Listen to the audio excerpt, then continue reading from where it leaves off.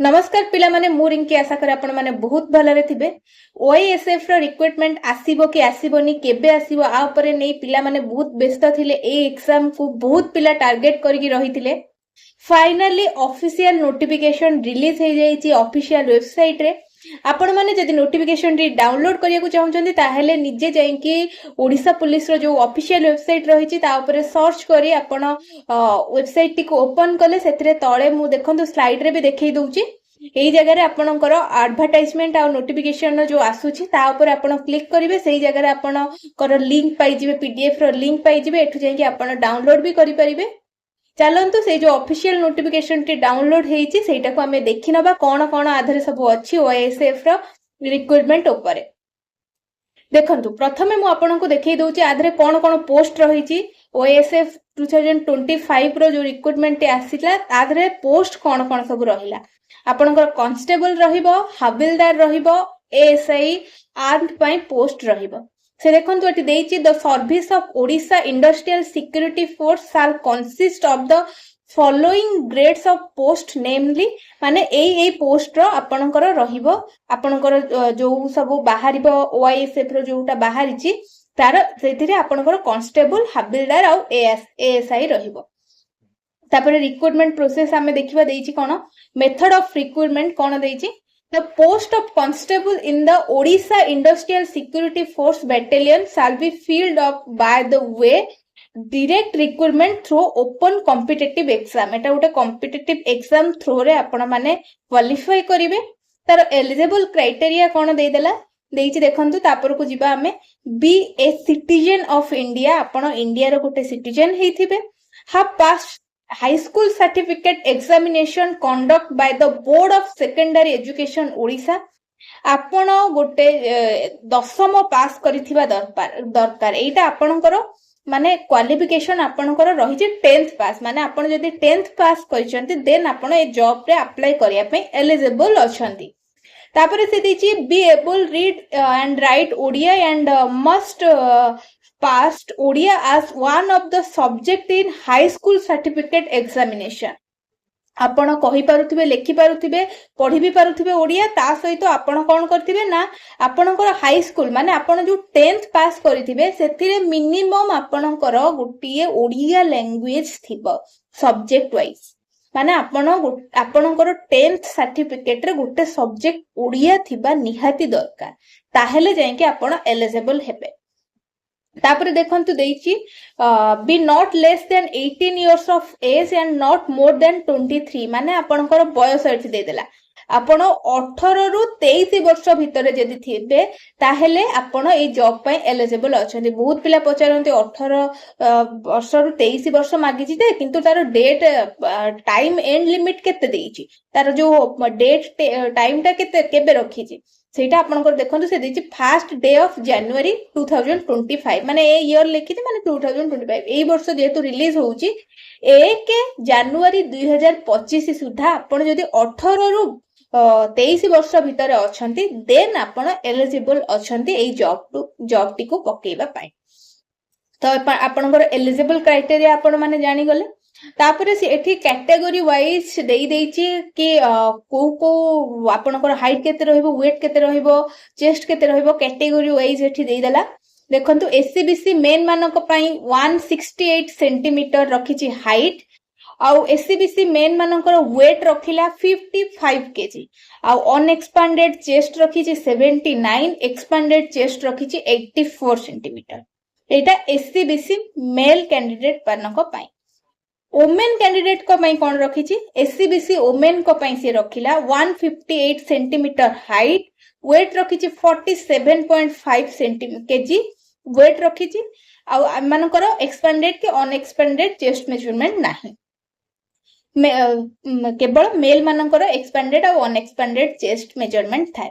तापर SC ST रो men मानक पई रखिची 163 सेंटीमीटर हाइट, वेट रखिची 50 केजी, अनएक्सपांडेड चेस्ट रखिची 76 सेंटीमीटर आउ एक्सपांडेड चेस्ट रखिची 81 सेंटीमीटर। तापर ओमेन मानक पई से रखिची 153 सेंटीमीटर माने एटा को ओमेन एससी एसटी ओमेन का पई 153 सेंटीमीटर रखिची हाइट, वेट रखिची 45 केजी आउ चेस्ट मेजरमेंट नाही। तो एटा आपण माने से जानी गले से देई देला आपण मानकू कोन कोन तार रहिची फिजिकली मेजरमेंट जो आपण मानकर देखिबे कोन कोन से चेस्ट केते मागुची हाइट केते मागुची वेट केते मागुची ए सब जानी गले कैटेगरी वाइज। तापर रिक्रूटमेंट प्रोसेस कोन देइची चलंतु आगु को बढ़िबा देखिबा। रिक्रूटमेंट प्रोसेस देखंतु से देइची फास्ट आपनकर गोटे रिटन एग्जाम होबो तापर आपनकर गोटे फिजिकल मेजरमेंट टेस्ट रहिची तापर देन आपनकर गोटे फिजिकल एफिशिएंसी टेस्ट रहिची तापर देन आपनकर गोटे ड्राइविंग टेस्ट रहिची जोटा कि ऑप्शनल अछि। आपण जदि ड्राइविंग शिखी चंती जदि आपनकर पाखरे ड्राइविंग सर्टिफिकेट अछि ड्राइविंग टेस्ट रो सर्टिफिकेट रहिची ताहेले आपनको 5 मार्क मिलिबो आ सेटा आपनको पई पूरा ऑप्शनल रहिची कंपलसरी नाही। तो एटा तार रहिची रिक्रूटमेंट प्रोसेस। रिक्रूटमेंट प्रोसेस जानिले एबे जानिबा रिटन एग्जाम से कोन केमती करिवो सेटा भी से देई देइची एथिरे देखंतु से देइची अलॉटेड मार्क देइची 100 रिटन एग्जाम रो आउ ड्यूरेशन देइची 120 मिनिट माने आपनको 2 घंटा भितरे 100 टी क्वेश्चन दबा पई पड़िबो।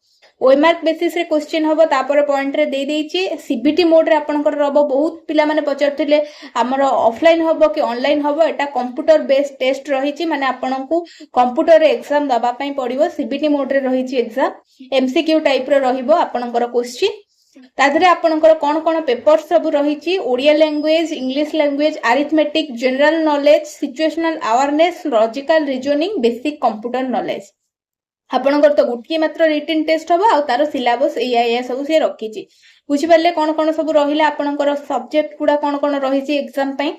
तापरे आपनकर देखि नियंतु एठी नेगेटिव मार्किंग रहिची 0.25 मार्क नेगेटिव मार्किंग रहिची। गोटिए क्वेश्चन पई आपनकर गोटिए मार्क रहिबो आउ एथिरे नेगेटिव मार्किंग भी रहुची माने 100 टा क्वेश्चन पई आपनकर 100 मार्क रहिबो आउ सेथिरे नेगेटिव मार्किंग 0.25 मार्क रहिची। आ बहुत पिला भी क्वेश्चन करूथिले कि एटा इंग्लिश रे आसीबो क्वेश्चन पेपर कि ओडिया रे आसीबो से देखंतु एठी पूरा मेंशन करिछि आपनकर both English and Odia language रे आपनकर क्वेश्चन पेपर आसीबो। हाउ जो पिला माने क्वालिफाई करिवे रिटन एग्जाम रे तारो 7 गुण अधिक पिलांकु सीए फिजिकल मेजरमेंट टेस्ट पई नबो माने कोधरे 5 गुण निए कोधरे 10 गुण न एतरे अछि केते 7 गुण पिलांकु सीए अधिक नबो। तापर फिजिकल एफिशिएंसी टेस्ट रे से कोन कोन दोउची कोन कोन रहिची सेटा भी हम जानि नबा।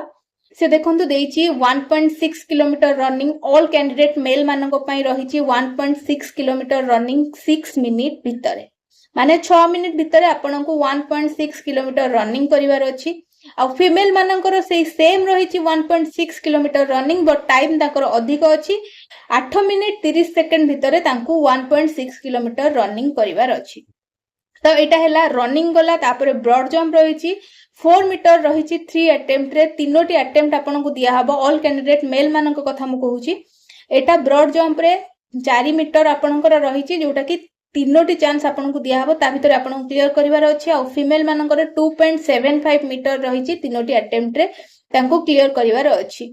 तापर हाई जंप रहिची जोटा कि केवल मेल मानक पई ऑल कैंडिडेट मेल मानक पई हाई जंप रहिची फीमेल मानक पई नाही 1.38 मीटर रहिची तीनोटी अटेम्प्ट रे आपनको क्लियर करिवार अछि हाई जंप। तो एटा केवल मेल मानक पई रहिची। आ ड्राइविंग टेस्ट रे म आपनको कहितली 5 मार्क मिलिबो ऑप्शनल रहिची।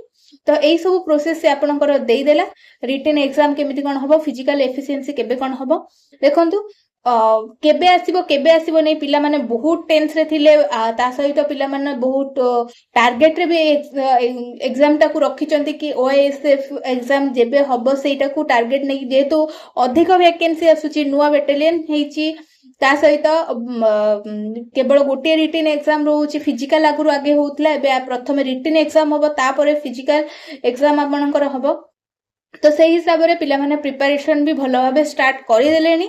देखंतु ऑफिशियली नोटिफिकेशन रिलीज हे गला आपण मानकर तार सिलेबस कोन रहिची तार एग्जाम केमिति कोन हबो सब किछि से देई देला बास एबे खाली अप्लाई डेट आसीबा बाकी अछि। बहुत जल्दी पिला माने आसी जिवो अप्लाई डेट बहुत जल्दी आसीबा को जाउची।